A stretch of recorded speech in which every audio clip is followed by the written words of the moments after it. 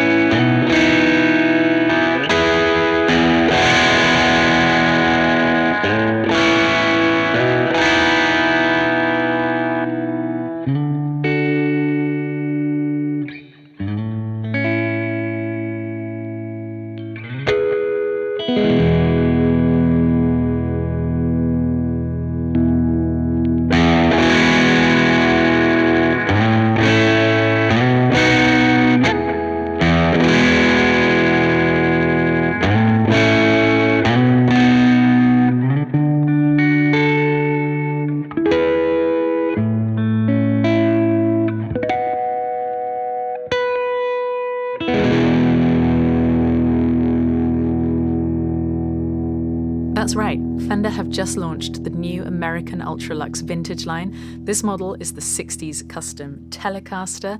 Let's dive into the specs because I've been told this series combines the most loved features from the Ultra 2, Ultra Luxe and American Vintage 2 lines. There are a few different models in the range. Go check Fender's site if you want to see them all. But here's what's going on with this one. We've got an alder body with an heirloom lacquer finish. It's done in classic Fender colours, and yes, it's nitrocellulose lacquer, just like the American Vintage 2 series. The hardware is lightly aged for a vintage aesthetic, and the neck has a satin lacquer finish with subtle checking.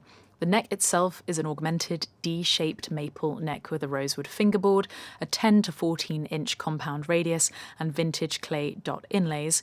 It's got 22 medium jumbo stainless steel frets, a tusk nut, and a set of pure vintage 63 single coil Tele pickups.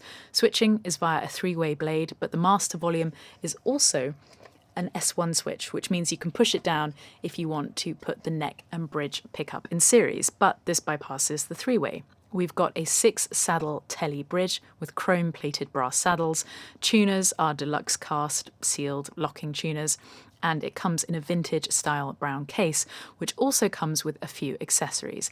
Now, I do have some questions for Fender. Are there Strat contours on this model like the Ultra 2? Absolutely. Look at this sexy curve. Do we get strap locks here? Well, yes, but you can switch these normal strap pins for the locks in the case. Oh, and there is this binding on the top, just like the original Ultra Luxe, and I have to say, I'm very much into it.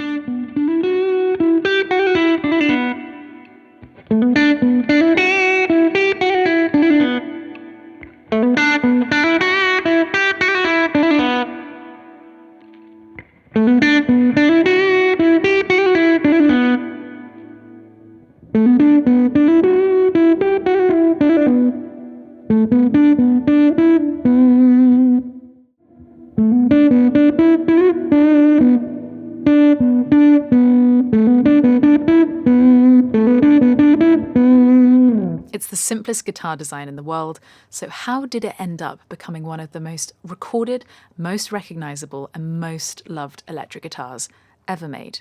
Let's rewind. Leo Fender never actually learned to play guitar. Instead, he relied on friends and local musicians to road test his designs, using trial and error to figure out what working players really needed.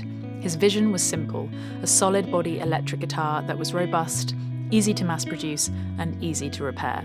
No fragile acoustic body, no hand carving, just a bolt on neck, frets cut straight into the wood, and a removable control plate so the electronics could be fixed in minutes. He added a bright single coil pickup, perfect for cutting through country bands with banjos and fiddles, and launched the Esquire in 1950. Critics called it a canoe paddle and a toilet seat with strings, but professional players loved it.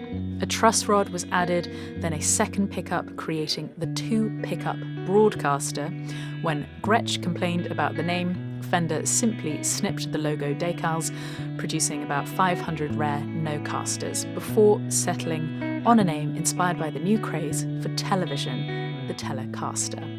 The Esquire was discontinued in 1969, but the Tele went on to become the world's first commercially successful solid-body electric guitar. It's been played by everyone from Keith Richards, Bruce Springsteen, Status Quo, Brad Paisley, Muddy Waters, PJ Harvey, to Jeff Buckley, Tom Morello, and Courtney Barnett.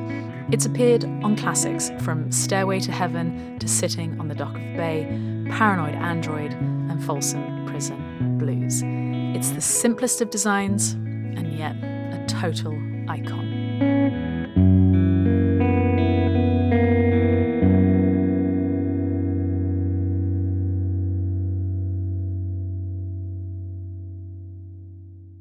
Okay, so my gut reaction to this guitar. Yes, this is a sponsored video, so Fender are obviously going to want to hear good things, but I wouldn't be here saying them if I didn't mean it. This is my first sponsored video in a very long time, and the reason it's with Fender is because I trust them. That's important to me. Optics-wise, it's great if you guys trust me too, but this is just about doing it for the right reasons and working with brands whose instruments I genuinely enjoy. And I know there will be a lot of reviews hitting YouTube today, but this is my favourite Fender they've released in years. They've taken a model as iconic as the Telecaster and given it a beautiful finish, Strat-style contouring, binding, a modern radius, and for me, that's a big win. And yes, I'm going to say it, I'm a woman. I have boobs. Not huge, but they exist, and that body contour just makes the guitar more comfortable to play. And I think that's worth mentioning. I love the colour, I love the feel, I love the neck as I can still get my hands wrapped around, and I especially love pressing the S1 switch and bypassing the three-way to put the neck and bridge pickups in series. It just sounds beefy and fantastic. I know relic guitars can be controversial, so yes, if the nitrocellulose lacquer is already cracked, which is often called checking, that's considered a form of relicking. I know some of you aren't fans of relic guitars, but relicking just means any deliberate aging done to a new instrument to make it look and feel vintage. This is Fender's vintage line, but my model doesn't have any dings. It looks brand new apart from the checking, which I adore. Normally, checking happens naturally over decades as the nitro expands and contracts with temperature and humidity changes. On a new guitar, builders can create it intentionally to get that vintage look. So yes, this is intentional relic work, but just at a light level. It's not like my Rory Gallagher. It's not full-on road worn. And honestly, haters gonna hate. But as I've said on camera plenty of times before, I love it. While I've been filming, I've been playing this loud through my amp, and even though you can't feel that on a phone speaker, I've done my best to capture it properly. For the record, I was using the Tone Master Pro into my amp. Some of you might not know, I use the Tone Master Pro simply as a pedal board. I don't model amps when I'm in my studio. So maybe that's a topic for another video, another day. Honestly, I don't know what I'd change about this Telecaster. It's got the binding, the contouring, the locking tuners, the hard case, the look, the sound. This isn't a simple design anymore. It's slick, it's elegant, it's pure, and it's absolutely gorgeous. It just shows me, yet again, that Fender listens. So thank you for watching. Thank you to Fender for supporting me.